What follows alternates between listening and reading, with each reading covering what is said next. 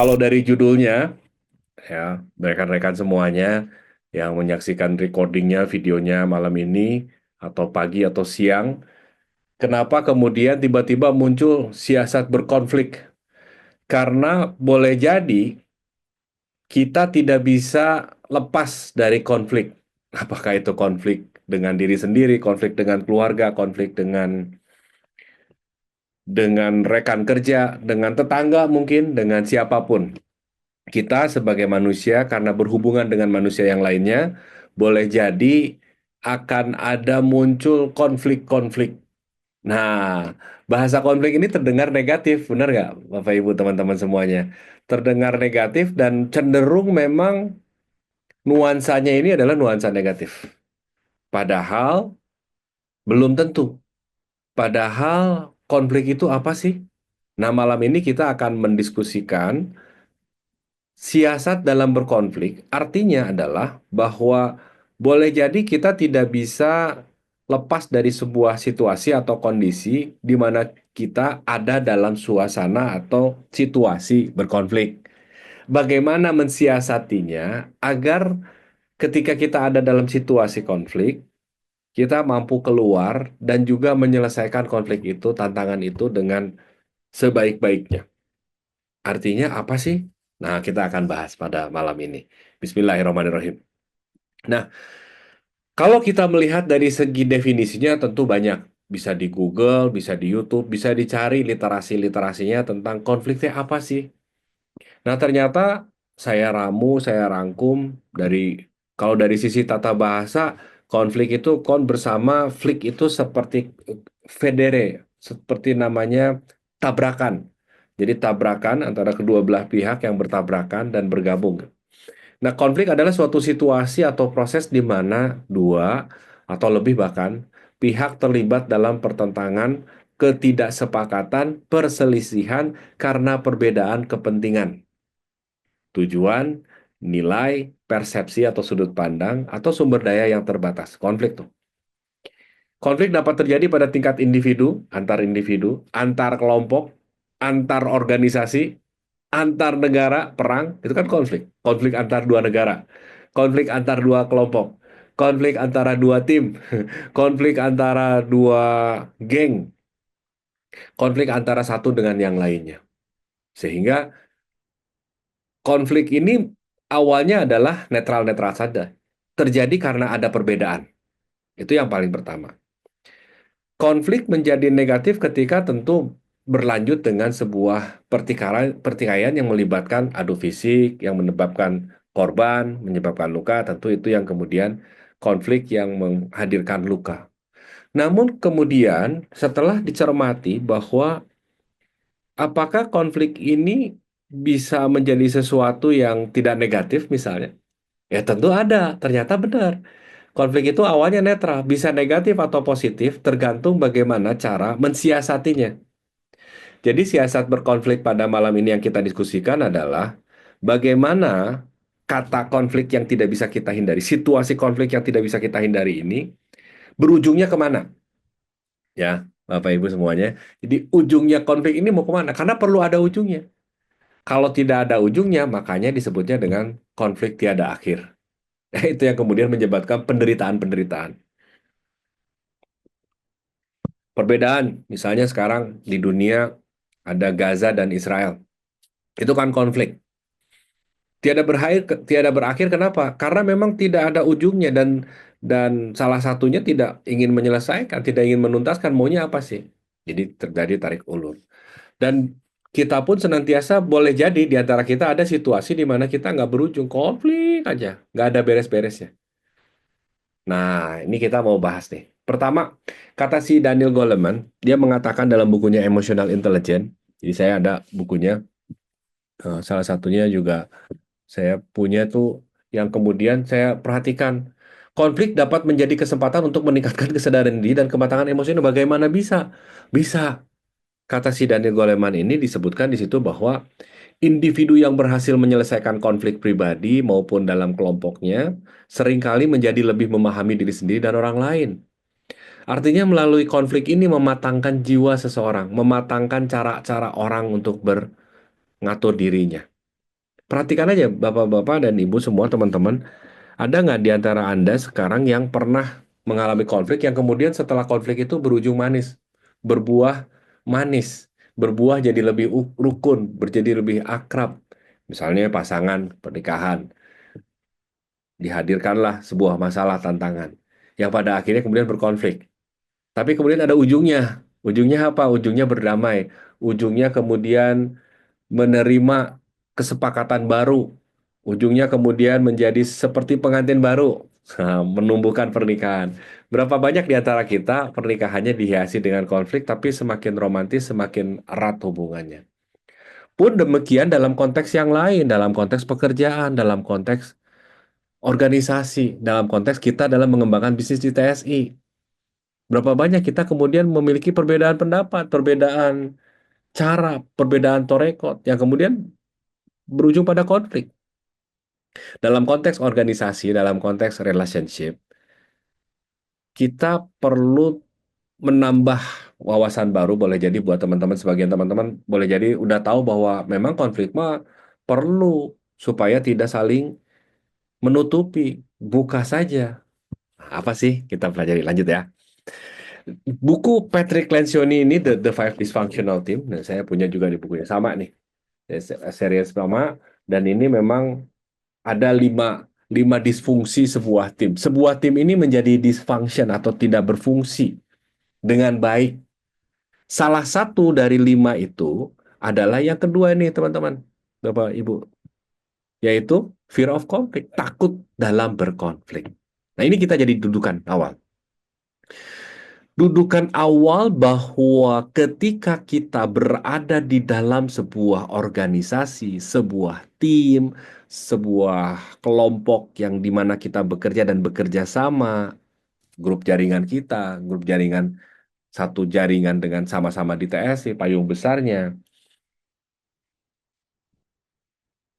Ketika kita ada sesuatu yang ingin kita sampaikan, kemudian tidak keluar karena khawatir beda pendapat, khawatir jadi konflik. Nah, kata si Patrick Tension ini dalam buku ini tuh, dia mengatakan bahwa sebuah tim atau sekelompok orang yang dia tidak, dia khawatir untuk berkonflik, maka diindikasikan timnya ini adalah dysfunction. Kenapa? Karena ketika tidak berani takut konflik itu, boleh jadi, nanti udahlah saya mah terima aja. Udahlah, saya mah gini weh. Tidak berani menyampaikan perbedaan pendapat. Padahal perbedaan pendapat just pendapat saja. Bukan lagi berarti tentang orangnya, tapi tentang permasalahan saja. Kata-kata objeknya saja. Dan boleh jadi juga kata si Patrick lebih lanjut lagi, viral konflik ini di piramida bawahnya atau yang didasarinya itu, jadi di bawahnya ini kan ada absence of trust atau tidak adanya saling percaya. Padahal kata Simon Sinek ya, ada dia seorang penulis buku, seorang pembicara internasional juga, dia mengatakan tim yang hebat itu bukan kumpulan orang-orang yang keren, orang-orang yang pintar, bukan. Bukan hanya itu. Tapi juga justru tim yang hebat itu adalah tim yang di dalamnya ada saling percaya. Jadi tidak adanya saling percaya atau absence of trust itu akan mengakibatkan takut untuk berkonflik. Jadi takut untuk berkonflik ini memang ada dasarnya. Dasarnya apa? Bisa jadi pengalaman, bisa jadi udah nggak percaya, bisa jadi udah nggak peduli, ya. Udah nggak ada rasa cinta. Kan cinta itu lawannya bukan benci, Bapak Ibu teman-teman semua.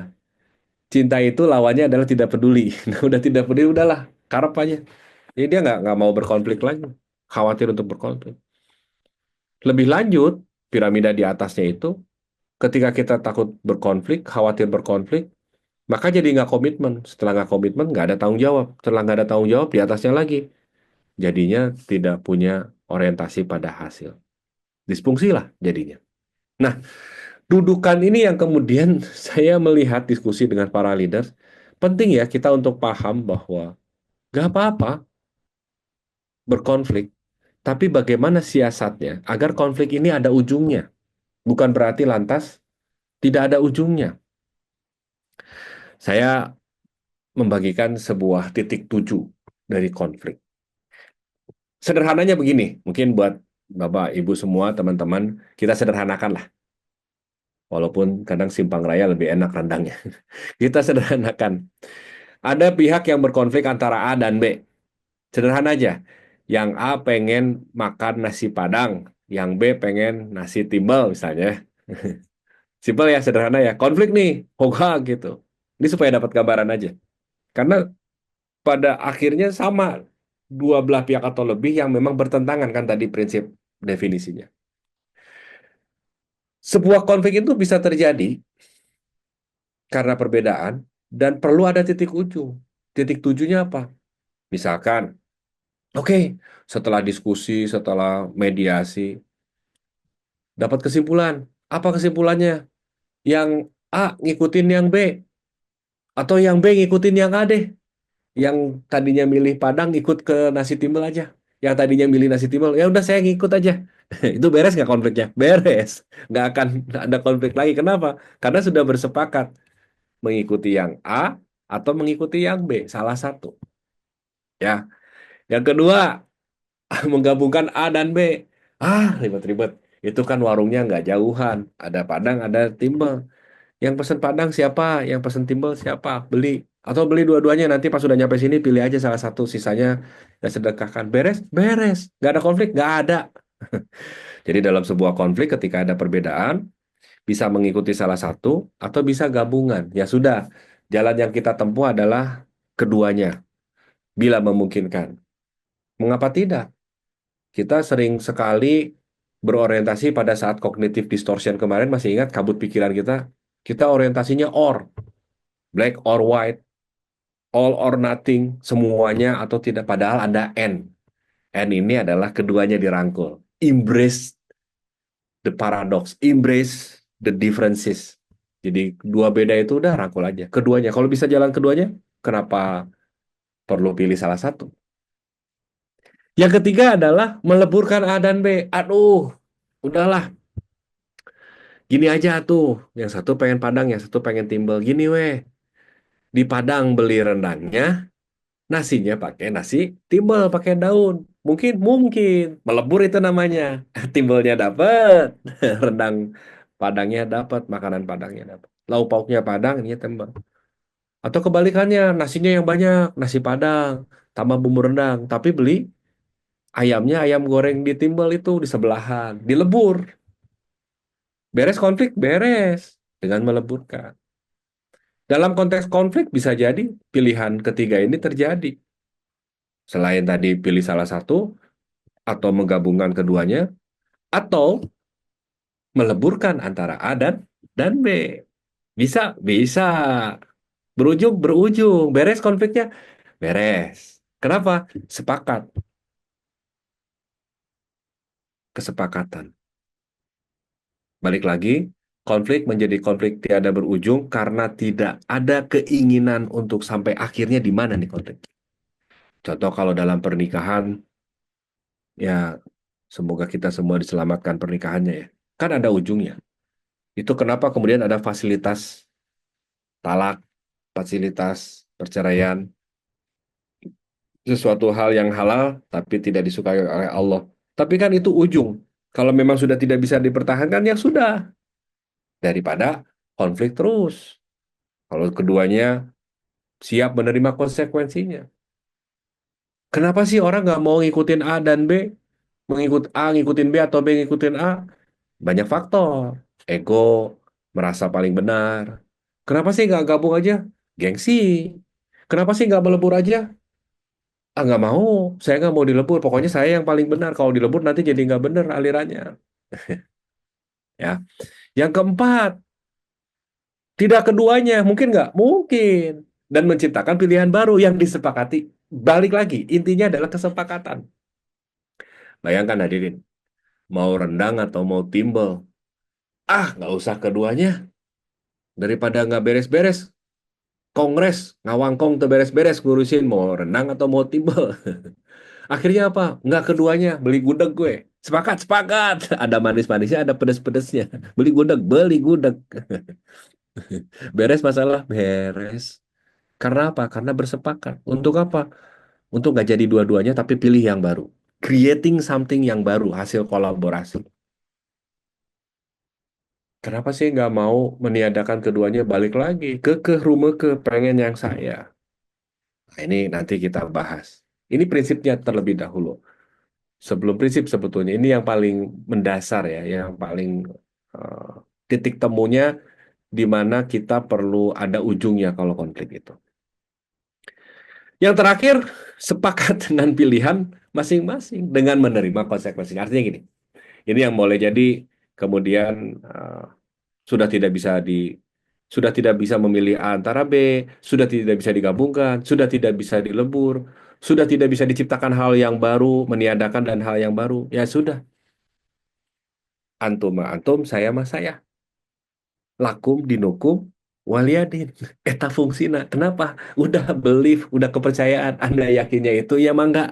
Saya mah yakinnya ini, ya saya.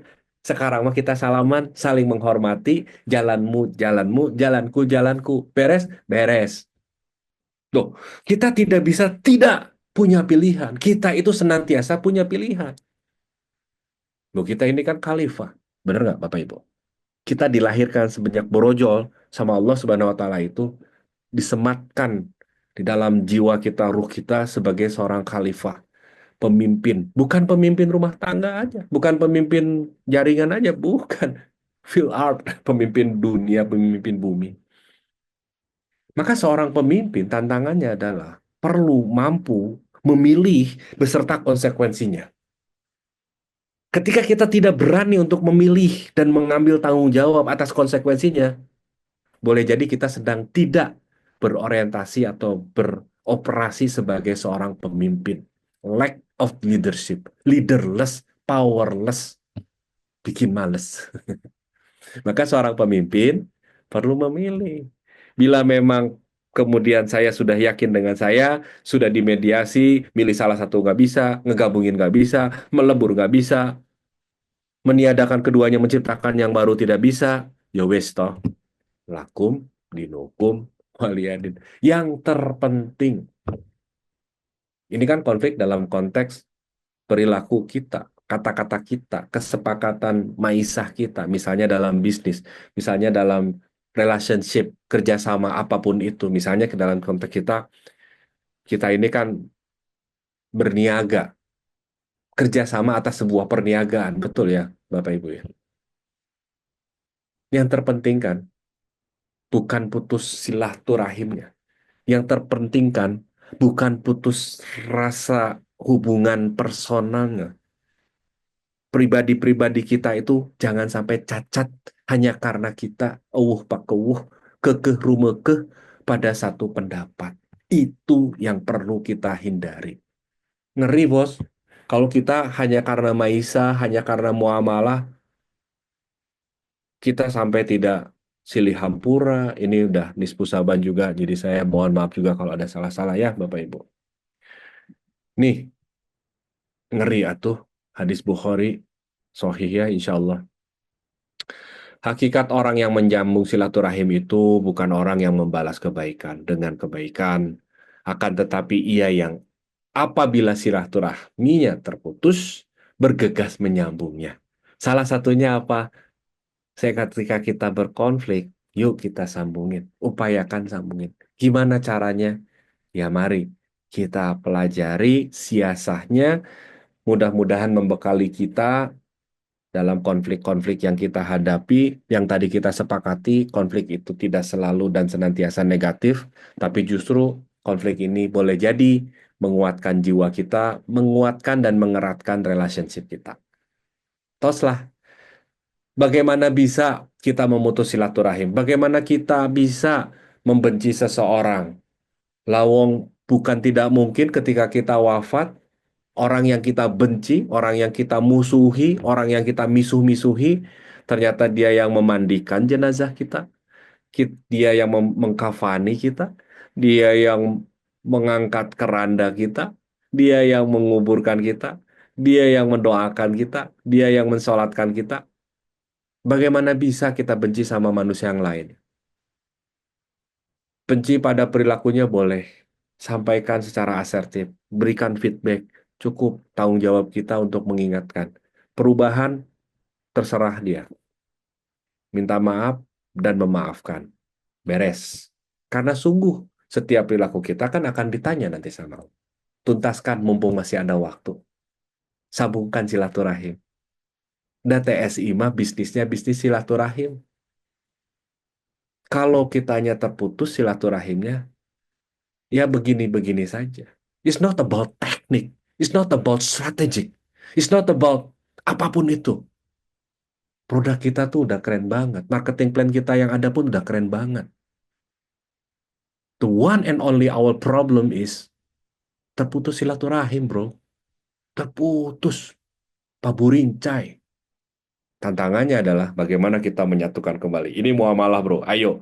Kalau bisa digabungkan, kalau bisa dileburkan, kalau tidak meniadakan, kita ciptakan satu yang baru dengan siasah dan suasana yang kita pelajari. Masa iya nggak bisa? Masa iya kita nggak mampu? Ayo, core DNA-nya ini, core bisnisnya kita ini, silaturahim. Makanya dalam kesempatan di LSI kemarin, saya diminta pendapat, karena diminta ya saya sharing. Kalau nggak diminta ya saya nggak. Saya sharing bahwa the core values, the inti dari apa yang perlu kita lakukan pertama kali, at very the beginning, adalah kita bersatu. Once kita nggak bisa bersatu, rada abot. Ayo, kalau ada konflik, ada perbedaan-perbedaan, mari kita bicara sambil ngopi. Masa iya nggak bisa? Itu aja nggak bisa. Nah, Bapak Ibu, teman-temanku yang sangat luar biasa. Izinkan saya menyampaikan prinsip-prinsip komunikasi kita nggak lama, sampai jam 9, seperti biasa 1 jam, karena ini di-record dan akan disampaikan di YouTube juga. Prinsip yang pertama itu adalah konflik yang produktif hanya terjadi ketika anggotanya berada di dalam state yang tepat dan baik. State sikap mental. State kayak marah, emosi itu hindari dulu. Jangan dululah kita mediasi ngobrol kalau masih satu duanya, satu pihak atau salah satu pihaknya masih ada kegalauan emosi yang teramat sangat yang kemudian tidak akan kondusif. Prinsip pertama, at very the beginning. Maka strateginya gimana? Nanti saya akan ada sesi khusus tentang emotion dan juga state. Insya Allah saya sederhanakan materinya supaya Bapak Ibu bisa, karena memang ada lagi siasah untuk bagaimana membangun state kita supaya state kita bisa jadi netral dari rasa takut, state marah. State itu adalah kondisi keadaan mental kita, Bapak Ibu, teman-teman semuanya. Kayak sekarang Bapak Ibu misalnya state-nya lagi santai, state-nya lagi fokus, state-nya lagi ada state tuh ada marah. Jadi state itu kayak misalnya antusias, semangat. Nah, saya sekarang lagi state semangat untuk berbagi. Yang kedua adalah konflik yang produktif memerlukan anggotanya untuk saling mendengarkan dan saling menghargai. Bila tidak ada ini kan prinsip ya. Prinsip itu basic, fundamental. Kalau tidak punya ini, tidak punya kemampuan untuk kemampuan untuk mendengarkan itu salah satunya begini Bapak Ibu. Ketika orang ngomong, dengerin. Jangan berupaya untuk disela, dipotong, dengarkan aja secara utuh. Cukup dengan oh, oke. Tangkap aja dulu. Maka ini diperlukan kesabaran tingkat tinggi. Kenapa? Karena kita merasa benar ketika seseorang menyampaikan kebenarannya yang menurut kita tidak sesuai dengan kebenaran kita, perbedaan pendapat tadi. Karena kan dia tabrakan. Konflik itu kan kon bersama, flik itu nabrak. Boleh jadi mental kita tadi pengennya nge-reply untuk gitu tuh. Tapi kira-kira. Wah, jadi konflik tuh ya seperti itu. Saling debat. Tidak mendengarkan. Saling menghargai itu apa? Hargai bahwa setiap orang punya pendapat, punya point of view, punya sudut pandang. Maka ketika kita tidak sabar, ketika kita tidak menghargai pendapat orang lain, ya wis, nggak akan terjadi yang namanya perdamaian dari konflik tadi. Konfliknya jadi tidak produktif. Konflik yang produktif mengeluarkan akar masalah yang sebenar-benarnya. Kenapa ini jadi prinsip? Karena boleh jadi ketika kita berbicara, berdiskusi, memediasi, si root cause-nya nggak keluar. Hanya menyampaikan terkait dengan permasalahan-permasalahan yang ada aja. Jadi kalau ada kebakaran asapnya itu kita hanya ngebul-ngebulkan asap, ngobrolin asap aja. Tidak sampai titik apinya nggak diobrolin. Tidak sampai misalnya ada, jadi begini, salah satunya gini, ketika kita menyampaikan sebuah dropping permasalahan, yang paling pertama, insya Allah nanti di pertemuan berikutnya adalah namanya well problem outcome. Jadi eh, well formed problem. Jadi namanya bagaimana mensiasati permasalahan itu benar-benar masalah. Nah, nanti itu di sesi khusus. Balik lagi ke sini, konflik yang produktif mengeluarkan akar masalah. Karena sering sekali kita membicarakan permasalahan, tapi nggak menyentuh akarnya. Ya, root cause namanya tuh, akar. Salah satunya gimana? Salah satunya adalah dengan menanyakan, misalnya asap. Asapnya karena apa? Oh, karena ada api. Api itu karena apa? Oh, ada karena titik-titiknya karena apa? Oh, ada. Terus sampai ke bawah. 5 why, 5 mengapa. Nah, itu akan menembus sampai ke akar. Nah, dari akar itu jangan-jangan itu yang mau diberesin masalah. Kayak fear konflik ini hanya di lapis kedua. Akarnya, fear of conflict atau rasa takut untuk konflik ini, akarnya tadi di grafik piramida yang slide sebelumnya, adalah karena tidak ada saling percaya.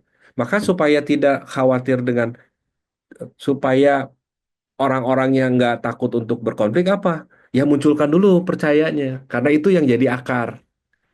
Nah, coba cek Bapak Ibu. Permasalahan-permasalahan Bapak Ibu itu yang menjadi pembicara ini masalah itu akarnya dari mana? Itu dulu yang perlu dibereskan. Itu dulu yang perlu disampaikan. Kalau mau dibereskan antar dua belah pihak. Sampaikan saja. Konflik yang produktif berfokus pada permasalahan, bukan orang secara pribadi. Nah ini PR kita nih. Saya juga kadang-kadang suka ngelihat orangnya ya. Padahal the problem is not the person. Orang tuh nggak pernah jadi masalah. Beneran asli. Orang itu nggak akan pernah jadi masalah. Yang jadi problem itu adalah kata-kata dan perilakunya. Dan kata-kata perilaku ini didasari oleh cara berpikirnya.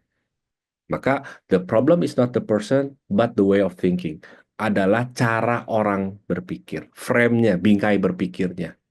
Dan bingkai berpikir ini didasari oleh latar belakang, ilmu, pendidikan, informasi, yang kemudian jadi sebuah persepsi.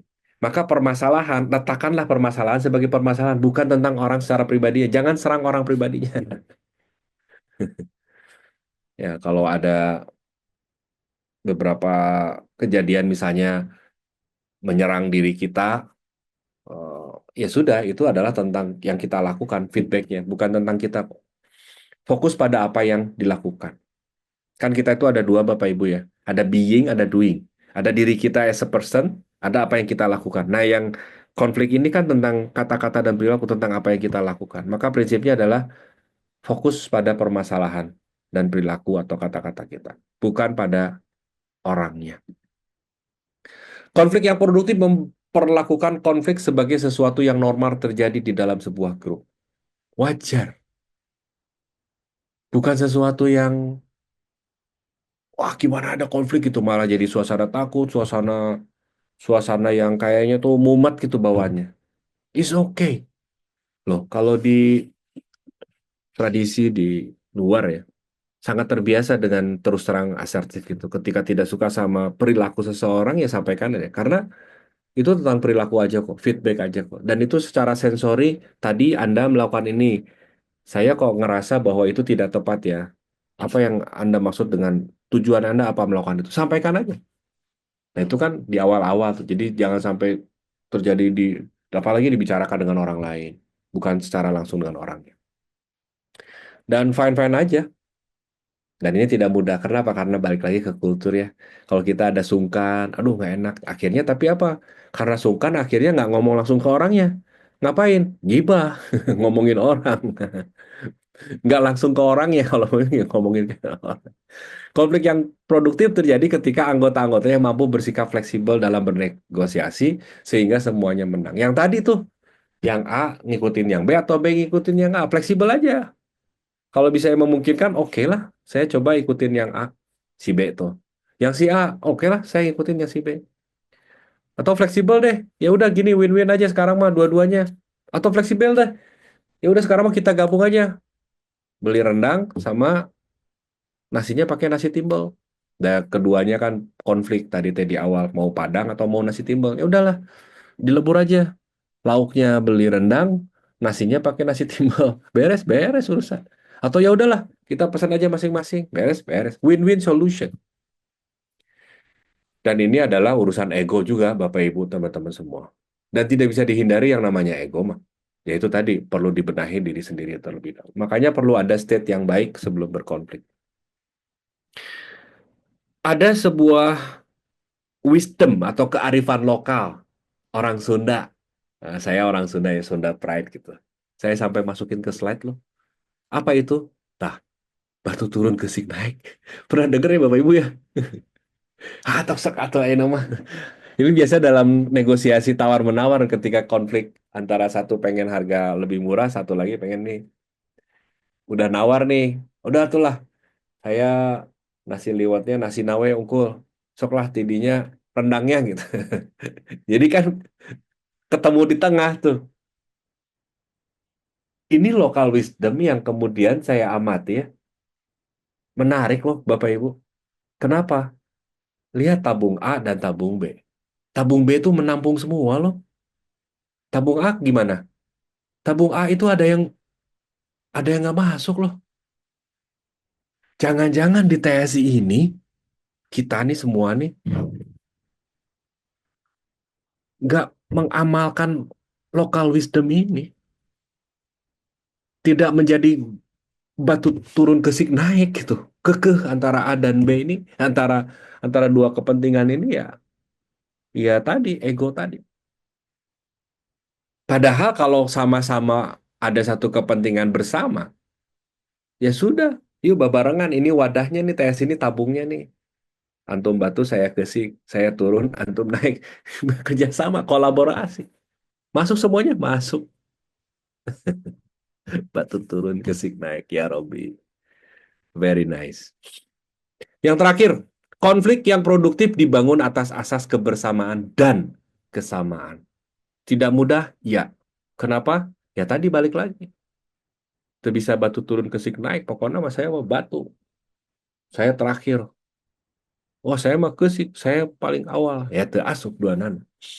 Padahal seyogianya bisa jadi diatur dulu batu masuk, kesik masuk. Batu lagi masuk, kesik masuk. Masuk semua. Nah, Bapak Ibu, teman-teman semuanya, dari 7 prinsip ini, maka bagaimana kemudian kita bersiasat untuk menyelesaikan konfliknya supaya sampai pada titik 7 tadi. Ada berapa? Nah, titik 7 itu ada 5. Pilih salah satu, digabungkan, dilebur, atau ditiadakan milih yang baru, atau masing-masing, lakum dinukum waliyadin. Ya, lu, gua. Tapi sampai tuntas. Jangan sampai konflik tidak berkesudahan, tidak mampu memilih. Seorang pemimpin perlu mampu memilih. Setiap pilihan ada konsekuensinya. Iya, ambil konsekuensinya. Mas atau wani. Tegakkan aturan-aturan sehingga lingkungan konflik menjadi lingkungan yang aman bagi seseorang untuk bisa terbuka dan menyelesaikan masalahnya. Peraturan dasar akan menjadi sebuah protokol dan kesepakatan bersama ketika berbicara dengan satu dan lainnya dalam sebuah grup.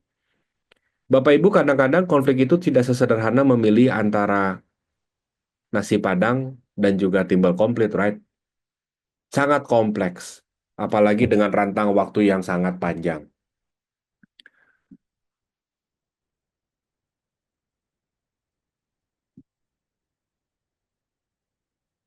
Oh, siap. Sanksi sinergi santunan anak yatim. Insya Allah saya forward ya. Thank you Bang Eman. Saya lanjut dulu. Nah, bagaimana caranya ketika memfasilitasi kedua yang berkonflik? Itu kemudian perlu ada aturan dasar supaya apa? Supaya tuntas, tas, sampai ke titik 7. Apa saja sih aturan-aturan dasarnya? Aturan dasarnya adalah yang pertama, saling menghormati satu dan lainnya dengan tidak memotong ketika seorang sedang berbicara. Ini kurang gini, sedang berbicara. Balik lagi ke prinsip awal tadi, bahwa boleh jadi kita ini ketika orang bicara ingin segera memotong. Karena ingin segera memotong, itu terjadi karena di dalam babatok, di dalam kepalanya, ketika kawan bicara kita kontra konflik kita, kita sedang berkonflik, misalnya kita sebagai B, kita berkonflik dengan A. Ketika A berbicara, si B ini pengen cepet-cepet nge-reply, pengen cepet-cepet membalas. Maka bisa dibayangkan kondisi kejiwaannya itu di dalam babatoknya, di dalam pikirannya nih, itu sudah nggak bisa denger yang A. Sangat riuh di sini, sangat membadai. Apalagi muatan emosi. Makanya kalau udah emosi gitu, udah break aja dulu, jeda dulu. Karena bahasa Sunda kasar pun ya, mau balik, nggak akan bisa diterusin. Orang dia ngomong kemudian reply, ngomong reply, ngomong reply. Maka bagaimana kemampuan untuk mendengarkan tanpa memotong ketika kawan bicara sedang menyampaikan pesannya, informasinya. Sabar, dengarkan saja dulu. Ini teh kayak mudah gitu ya, dengerin. Tapi realitasnya ya, Bapak Ibu teman-teman semuanya, it's not easy, brother. Ketika ada sesuatu yang ingin disampaikan kepada seseorang, katakanlah langsung kepada orangnya dan tidak menggunakan perantara orang lain. Ini masih mungkin? Masih mungkin. Kenapa? Sungkan. Apa yang terjadi? Distorsi. Disampaikannya A lewat perantara jadi acurok. Acurok perantara dilalah menyampaikan lagi kepada seseorang yang perantara dari pihak B misalnya. Jadi acurok dua. Perantara B diwarnaan lagi dengan suasana kebatinan obrolan antara dua perantara ini. Jadinya acurok curok curok curok. Akhirnya bukan A yang sampai pesannya, tapi pesan XYZ atau apapun itu. Jadi distorsi. Ketika distorsi jadi berkabut.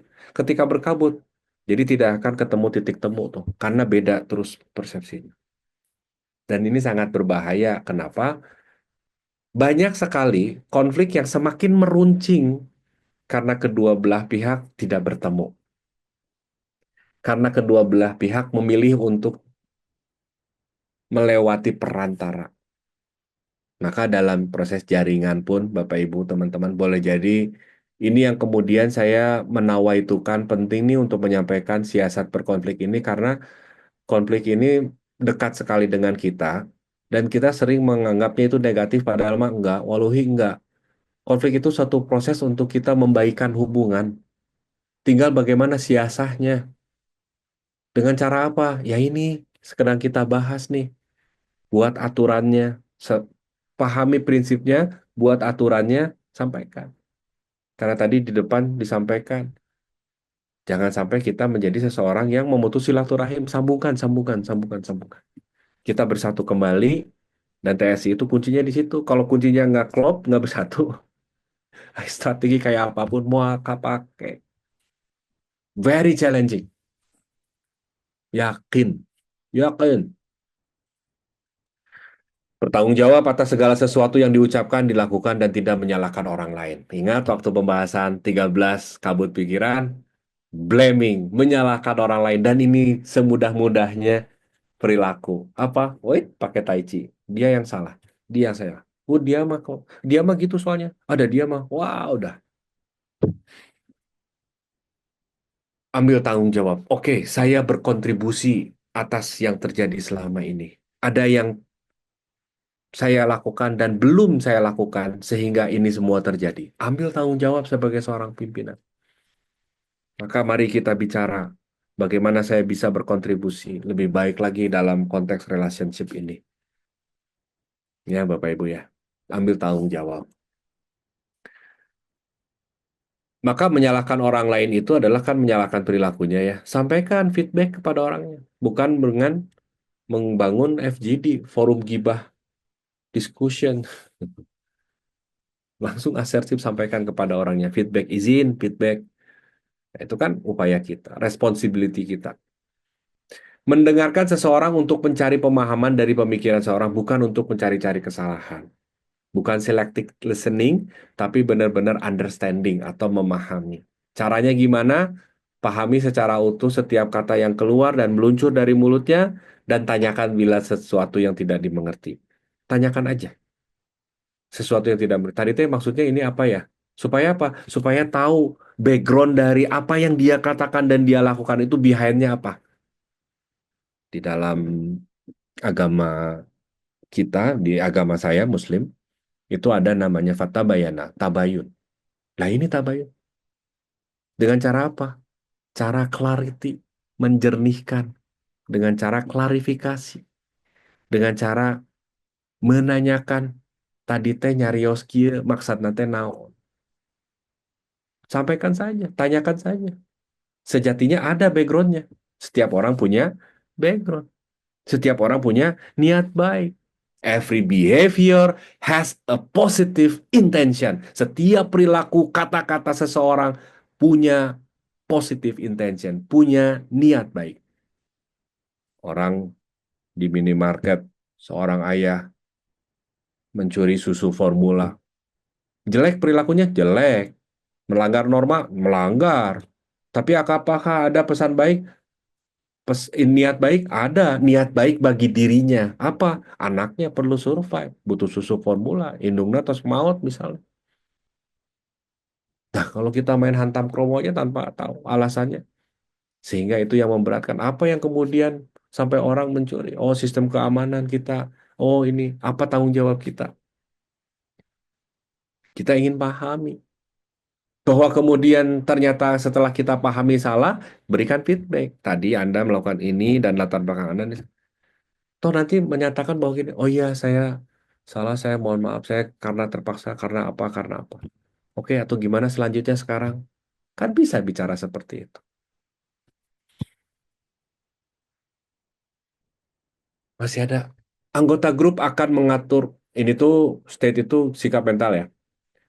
Jadi masing-masing dan keluar sejenak apabila dirasa diperlukan. Keluar sejenak tuh ini gini Bapak Ibu semuanya. Ketika benar-benar kan dalam satu konflik tuh kadang-kadang misalnya saya beberapa kali mediasi itu panas gitu ya, suasana panas, mendingan jeda dulu. Jangan digas terus. Jadi supaya supaya kata-kata yang disampaikan juga lebih jernih, lebih fasih, dan penerimaannya juga lebih jernih, lebih fasih, dan tidak terjadi kabut, tidak terjadi ngebul gitu. Baiknya adalah step back.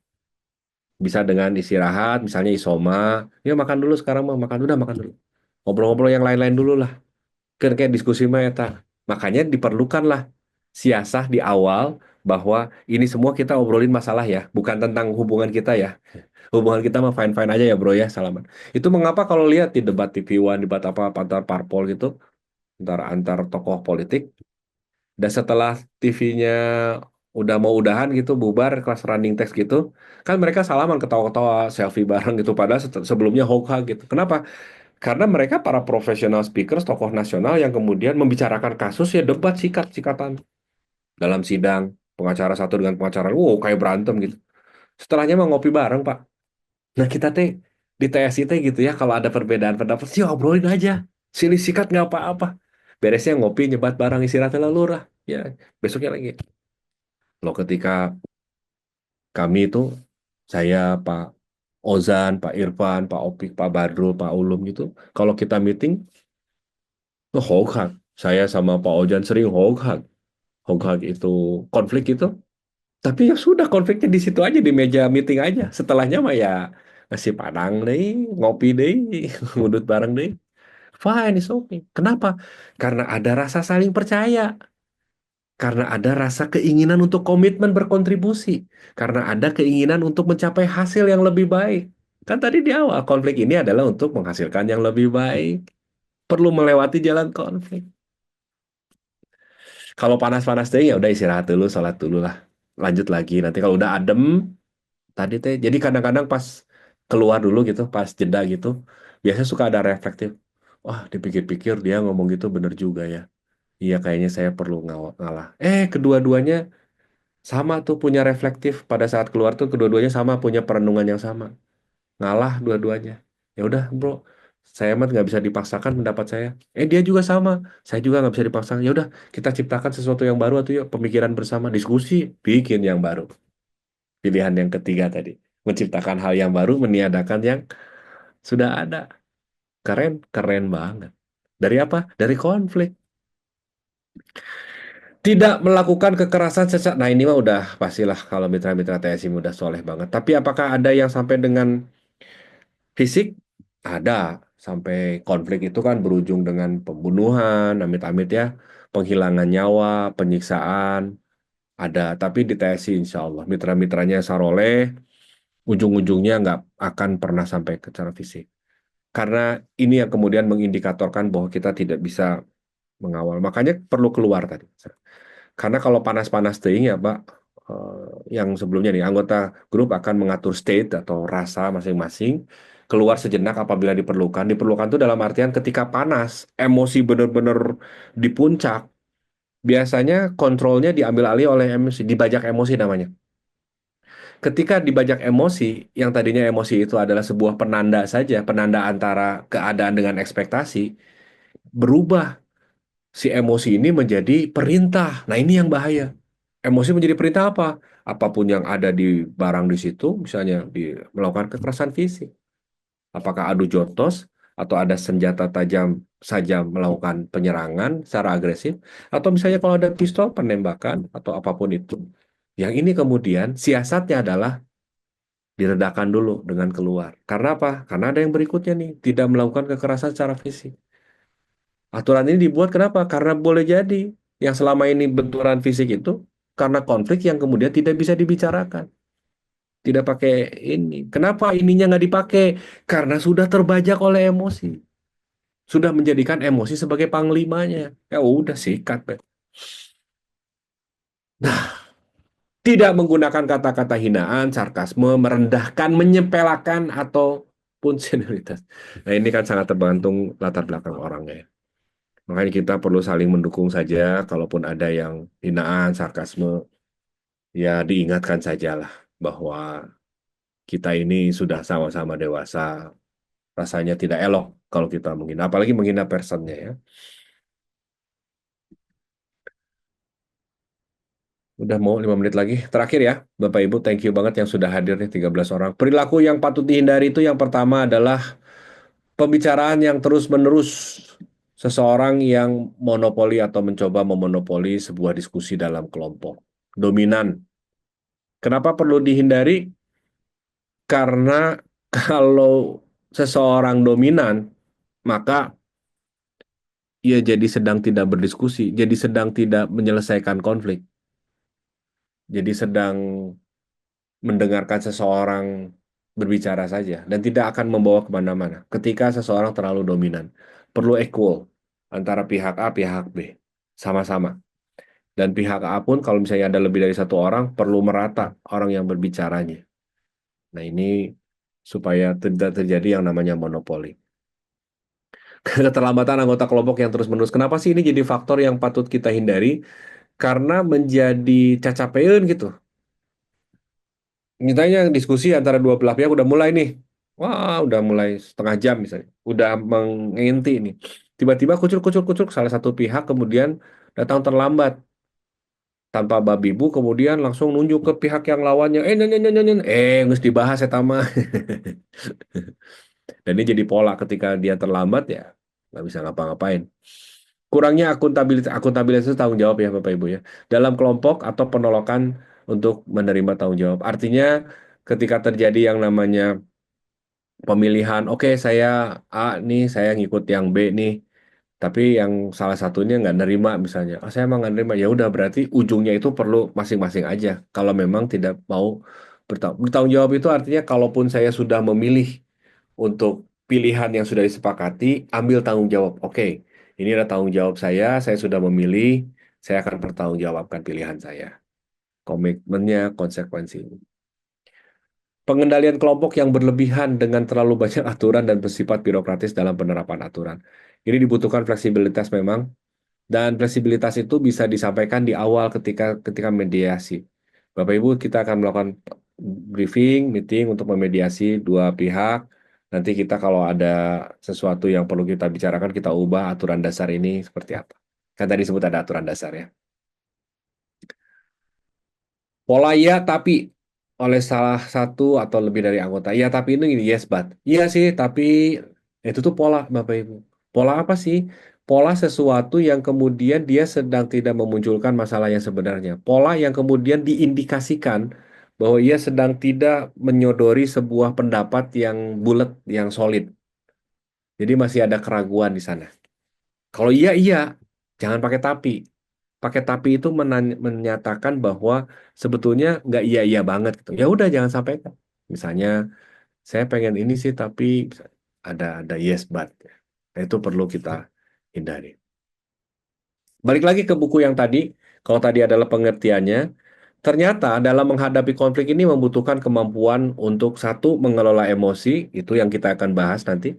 Jadi materi kita berikutnya mungkin di bulan Ramadan ya, saya ingin nanya juga ke Bapak Ibu, silakan tulis di chat, kalau bulan puasa itu kalau mau kajian online gini, mau habis subuh, habis zuhur, habis asar, atau habis taraweh gitu, lumayan ya kajian, saya seminggu sekali atau seminggu 2 kali. Ada beberapa materi yang bisa kita jalankan tentang managing emotion. Saya ada patternnya, ada rumusnya, ada formulanya. Komunikasi jelas, saya punya banget itu mah.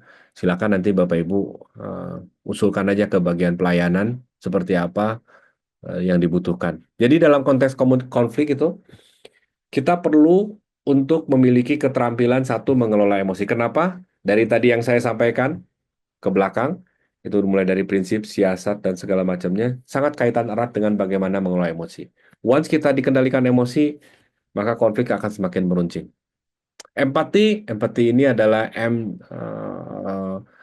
di dalam, empati ini rasa, jadi rasa yang ada di dalam, bagaimana kita turut merasakan apa yang dirasakan oleh orang, dan itu butuh teknik.